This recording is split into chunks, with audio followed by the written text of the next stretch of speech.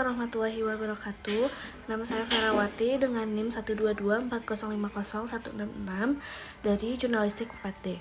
Di sini saya akan menjelaskan definisi dari teori komunikasi. Yang pertama ada teori hierarki media. Teori ini menyatakan bahwa media memiliki tingkatan atau hierarki berdasarkan pengaruh atau kekuatannya terhadap opini publik atau realitas sosial. Yang kedua ada teori difusi inovasi.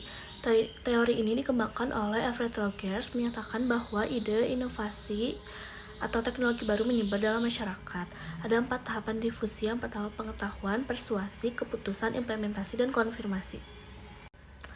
Yang ketiga ada teori konstruksi sosial. Teori ini menyatakan bahwa realitas sosial dibangun melalui interaksi sosial atau kesepakatan kolektif. Yang keempat ada fenomenologi. Fenomenologi mempelajari bagaimana audiens memahami dan menginterpretasikan konten media melalui pengalaman mereka sendiri. Yang kelima ada analisis framing. Analisis framing menjelaskan bagaimana media membingkai berita atau isu tertentu mempengaruhi cara audiens menerima atau merespon informasi tersebut. Bingkai yang digunakan pada media dapat mempengaruhi opini atau persepsi publik.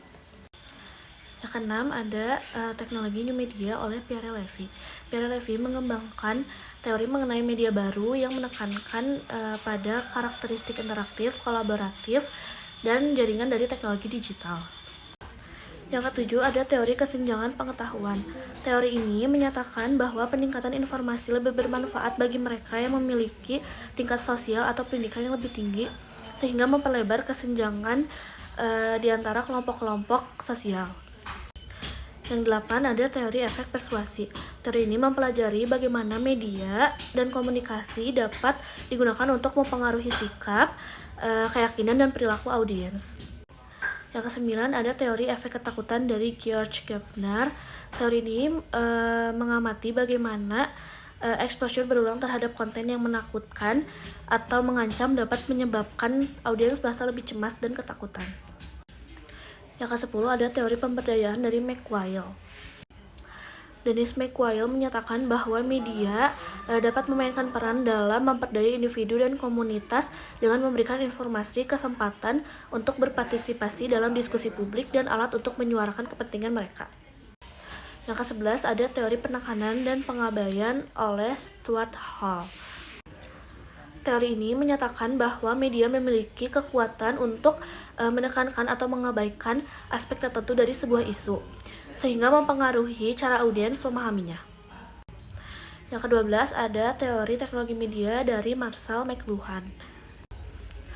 Marshall McLuhan terkenal dengan konsep The Media is the Message, yang artinya menyatakan bahwa cara komunikasi memiliki pengaruh lebih besar terhadap masyarakat dibandingkan dengan konten yang disampaikan.